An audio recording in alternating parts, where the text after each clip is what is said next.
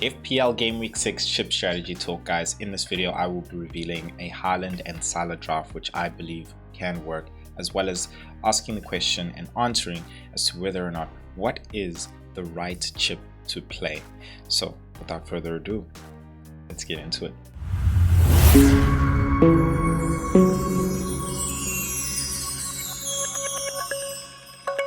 The FPL Force rises with its very own web app coming soon.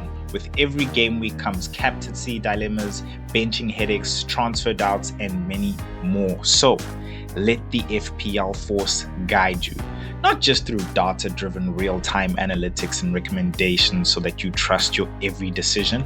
I mean that feeling, that feeling you get inside, the one you call a hunch, your gut, a thing. Now that's the FPL Force, and only FPL Force managers have it within them. The FPL Paddy one, the Engaged Knight, the FPL Master. But beware of the dark side. Silence as the FPL Force speaks. Will you wield the precision of the light side or the power of the dark side? Take the quiz in the description below to discover your FPL Force persona and begin your journey to FPL Mastery with a 50% discount when the FPL Force web app launches. You could just be the one the prophecy speaks of. May the green arrows be with you. That's right, guys. The FPL Force app will be launching soon, here to help you, guide you through your decision making so that you are not just happy with your decisions, but you have made the right decisions, not just through data-driven information, but also knowing that you have tapped into the FPL Force to help guide you. So scan the barcode here, the SQR code, so you can actually take that quiz and find out what your FPL persona is, or you can actually grab the link in the description below and you can get a 50% discount just by filling in that form. And once the app launches, we will send you that discount so that you're ready to sign up and actually join the force. So yeah, now let's get into it. Where I wanted to start off is very important. Which chip should you play in FPL Game Week 6? Now, the straight answer is it's honestly team dependent, and I'll show you how. So if you're in a spot where you have been losing a lot of team value, you don't have the right players, like for example, to get to Haaland, you actually have to take about 2 hits. And yeah, you need to change your team. Then you have to play the wildcard. The wildcard is the best chip for you to play in that example, in that instance.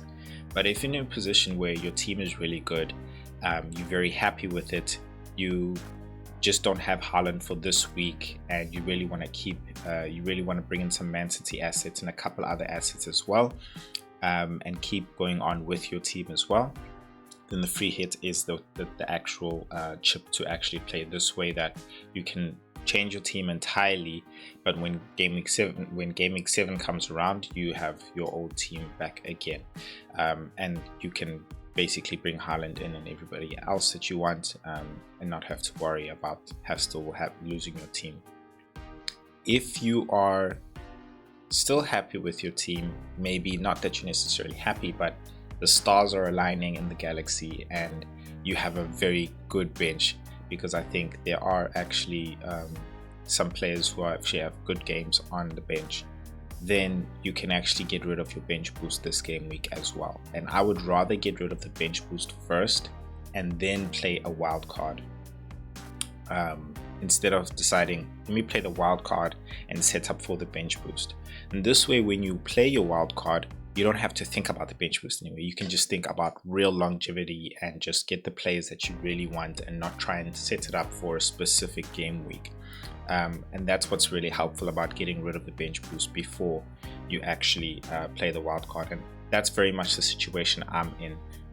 Actually, more so in the sense that for me it was a question between bench boost and triple captain, because my team aligns for bench boost, and I've got transfers to bring in Haaland, and I was questioning myself, okay, do I play the bench boost or do I play the triple captain on Haaland? Now, playing the triple captain on Haaland this game week is really not a bad idea. At the end of the day, it's either works or it doesn't. Just like last season, I played it game week 2, it worked. Everybody was nervous about it, but it worked for us who did. And then Southampton came around, and it still wasn't a bad idea necessarily, even though I said it was. And it didn't work for those people. And it's not to say that that game was a bad game, that he was always going to blank or anything like that. It's just FPL. It happens, where he had the highest XG he's ever had in the entire season, and they just couldn't break through Southampton's defense.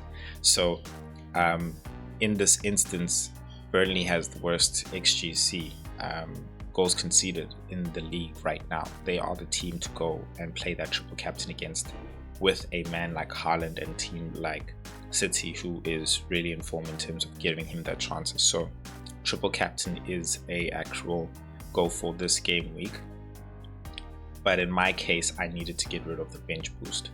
So if you don't have any of those other scenarios and you have the triple captain, you can definitely go for it for this game week, and you want to get rid of it. There is a possibility of a double game week possibility, and that really depends on how people progress in the League Cup, which the Carabao Cup, which is being played like today and tomorrow, basically this midweek.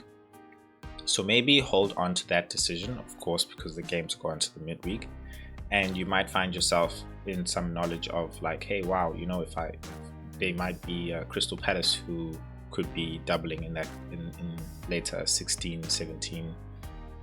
So I could probably play it on them. There are other fixtures for Salah, there are other fixtures for Haaland where you can triple captain in a single game week, but I think it's more valuable holding on to that triple captain to find out more information as to whether or not there are some very favorable double game weeks later on, which you can actually play the triple captain in for specific players. And again, like if you want to play it on Haaland now, you just feel like it's better, then you can. You know, you really can. There's really no biggie at all. So ask yourself which situation you are in, and in all honesty, that's really what it is. It's really all just team dependent. There is no, this is the best chip. It's more so which is the right chip to play, because everybody's team is actually different, and you can see that with the way people and the avenues people actually have in terms of how they're playing this season. Some having Haaland, some having Salah, some having Haaland and Salah, and that's a great segue to go to my Haaland and Salah draft. But before we do, here's a quick word from the FPL Force. Silence as the FPL Force brings wisdom. Now, to learn the ways of the Force, unlock your true potential, and rise to fantasy football mastery, you must subscribe. So, hit the subscribe button below and begin your journey to fantasy football mastery. May the green arrows be with you. All right, guys, you heard him. Hit that subscribe button. Now let us get into it. Sorry, that's not the right one. Cool. So FPL Gameweek 6 Salah and Haaland Wildcard Draft. Let's get straight into it. Raya in goals, and in the defense I'm going to have Van der Ven, Senesi, Tarkowski, and Vardiol. Let's just go through the squad, and then we'll get through fixtures and lineups and everything like that. Then in the midfield, I've got Reinders, Caicedo, and Shrewsbury Hall. I also brought in Anthony and Mo Salah there, of course. Then for my strikers, my forward three strikers would be a Haaland, João Pedro, of course, and then a Strand Larsen. Raya is paired with Dubravka, so he is more so the enabler there. So just starting at the back, Raya and Dubravka, I think that's very template. I think that's something that we really want to keep. I think the sacrifice more comes in with this draft in the defense, where you don't get to double up on Arsenal, which not necessarily the biggest sacrifice, but it is what it is. What I'm very happy with is that I was able to keep a Tarkovsky and Senesi to DEFCON monsters. I couldn't get a Romero and I had to go for a Van de Ven, was 4.7. But what I was also really happy with was I was able to also get a Guardiola tap into that City defense, and I also have a Crystal Palace who also has proven to be very hard to beat as well. So I think in terms defensively, with covering yourself with teams who have been, you know, doing very well defensively, and also players in themselves who also have good defensive contributions, I think we've checked all boxes there. The midfield, big compromises, no Semenyo. So let's just go quickly through. I think Caicedo is, I wouldn't say template, but he's considered amongst a lot to be in the wildcard draft template. But Reinders there in Dewsbury Hall, the enablers along with Anthony from Burnley, who has also been performing absolutely very well. So him and Caicedo have really been in top form. Dewsbury Hall, of course, being that real enabler at 5 million, I wouldn't complain at all. He's got a good fixture coming in with West Ham here. He's attacking, he's on set pieces as well. Reinders as well, I think is not bad to keep considering his minutes, and I think that's what's the beautiful thing about this draft is I've been able to actually pick people who are still certain for minutes and not necessarily have to sacrifice in that big of a way, where the players that I have picked absolutely suck and they just, you know, you'd rather still look for another way. Yeah, it does suck that you don't have a Semenyo in this one, but I think having Salah definitely covers up for that. Yes, Liverpool might not necessarily be clicking all that well, but hey, it's Salah, man. Like, you ain't even gonna be complaining loud down the line and everyone's trying to get him in, and yeah, and you just like struggling there. So, and you happy there, sorry. Forward line, template, absolutely fine. Haaland, of course, and João Pedro. The one part for me of this which I don't like, which maybe you guys can let me know in the comments below, is Strand Larsen. Now, reason why I went with Strand Larsen was, of course, yes, budget, right? Now this, for me, you can make this draft with 99.6, I think, which is my team budget. 99.6, it's very low, so you can actually afford this right now. If you have a higher team budget than me, then you can upgrade a bit, maybe from Strand Larsen to an Evan Nilsson. But Wolves have some good fixtures. Are they the whooping boys? Yes, absolutely they are. But if you're going into a Haaland and Salah draft and you have to pick that one other enabler or whatever, you want to be able to pick somebody who's on penalties, who has some good fixtures, and yes, who's in a good team who's doing well. Now, I couldn't do that. I think what you can do, if you also really want to try, again, if you have some better thingy than I do, is better value than I do, is you can swap Strand Larsen for Dewsbury Hall, maybe get an Ndai there, and then in the forward line, you probably have to go for like a Beto. Nah, he's not 5 million. Even Foster's 5.5. Can you see the conundrum there? Can you see the conundrum there? That was my thing. It was looking at all the other strikers and I was like, I can't find a person who for me is a better option in terms of he's on penalties. And I say he's on penalties, like, to be honest, I assume, but I wouldn't be surprised. I mean, Arias, the one who we thought was going to be on penalties, he's like always coming off the bench, not starting, even with Strand Larsen being gone. So I assume Strand Larsen coming back will be on penalties, and maybe that's what they need. Maybe they needed Strand Larsen. And look, I'm not trying to advocate for him. I'm just trying to say, like, if you can come up with a better option than Strand Larsen, then please. But I think the money's there to move around in terms of positions, like I just did between Dewsbury Hall and Strand Larsen. Maybe getting an Ndai if you have a bit more a bit more a bit more budget. But I don't think this is like that bad, that bad in like sense of like, oh, I've sacrificed so much. We always talk about how we believe in Semenyo can't keep it up, and I think we won't know until time is only what's really gonna tell, so yeah, I think you covered though if you have a Haaland and a Salah. Like, sacrificing Semenyo to get this to happen, I'm fine with it. Defcon monster in the middle there, two somewhat attacking midfielders, and Anthony can also come in with some good fixtures. Let's see. I'm hoping you guys can actually see this. So we're going to move to game week 7, and Raya's got West Ham there, Senesi, Fulham, Crystal Palace for Everton, and they got them at home, which is good. Tottenham's got Leeds, Brentford. Like, don't have to change the squad here. I'm happy to play Caicedo against Liverpool at home because he's going to have some DEFCON there. Haaland against Brentford, Salah, happy to play. João Pedro at home against Liverpool, still happy to play. Yeah, I would leave the bench as it is. Strand Larsen's playing against Brighton at home. You could bring him in if you want, Let's look at what a game week 8 looks like. Let's look at what a game week 8 looks like. Rise against Fulham, Spurs against Aston Villa at home. Defensively, that's absolutely fine right now with the performance they are having. Senesi and Crystal Palace, they might lock horns there. So you might want to maybe bring in Richards, who's playing at homes.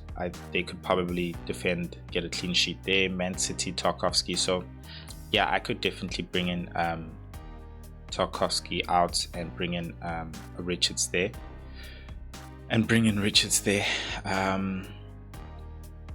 Vardiol against Everton. Caicedo against Nottingham Forest. You've got Reinders, Everton, yes. Dewsbury Hall against Man City. You can definitely bring in Anthony at that point for Dewsbury Hall. He's playing Leeds. Salah against Man United. Haaland against Everton at home. I think captaincy is your pick. Go with whoever you feel like. Strand Larsen against Sunderland. Yeah, guys, I think it's that's a good pick. I mean, Sunderland at home is really tough, but again, he's on penalties. You can decide what to do. Dubravka against Leeds at this point. Ray against Fulham. I'd leave Raya in because defensively we're a lot more sound. I say Arsenal's a lot more sound, and Fulham isn't necessarily all that great in attack. Let's see what a game week 9 looks like. Pay in mind now, you've had game week 4, game week 7, 8. Now it's game week 9. 3 game weeks you haven't made a transfer. Right now you've cooped up your transfers and you haven't made a transfer. You've actually got it, still some good players as well. Have had some good fixtures. Dewsbury Hall. Let's see. Rye against Crystal Palace at home. Everton. That's still fine for him to play in. Tarkowski against. Maybe who I would bring in here is I'll take a Richards out and I'll play Strand Larsen at home. I'll play Strand Larsen at home against Sunderland. So we'll play him there along with Haaland, the Norwegian duo. Dubravka's playing Wolves. It's a bit of a clash. I'd leave Raya in there.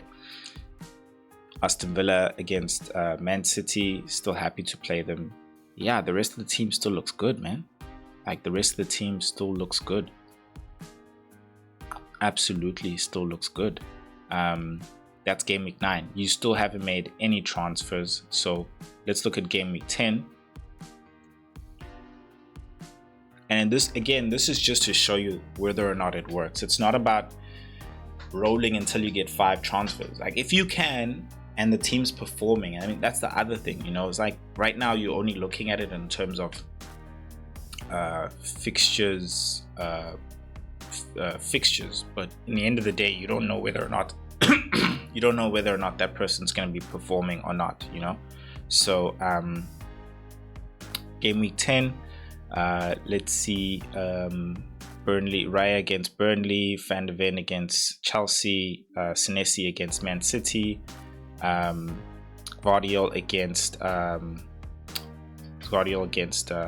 Bournemouth, happy to play. Tottenham, good for defensive contributions.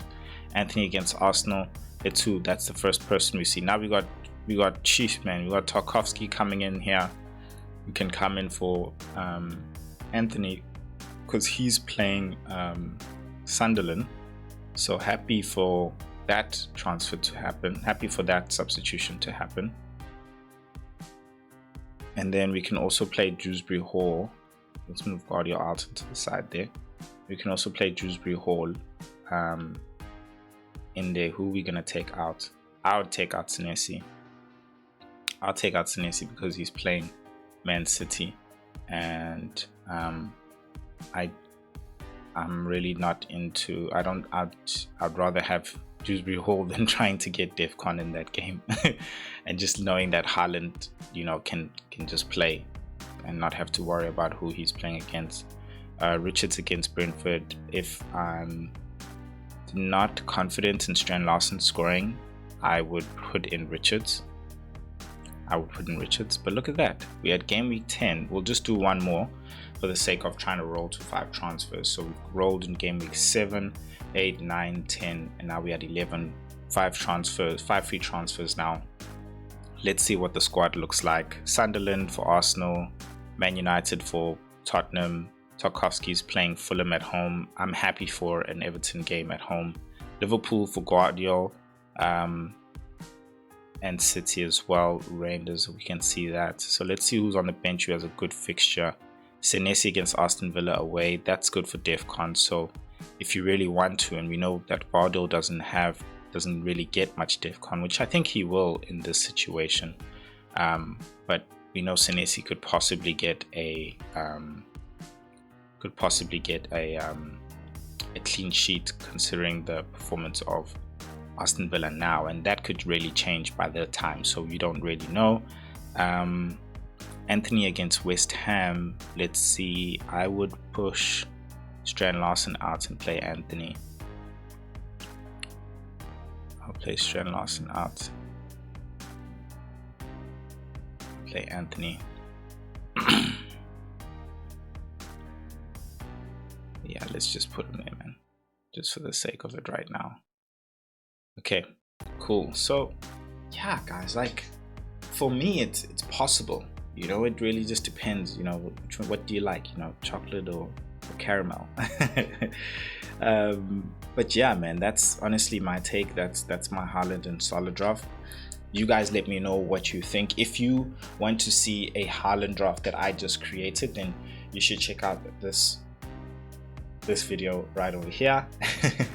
And don't forget to hit that subscribe button, and I'll see you guys in the next video. Peace.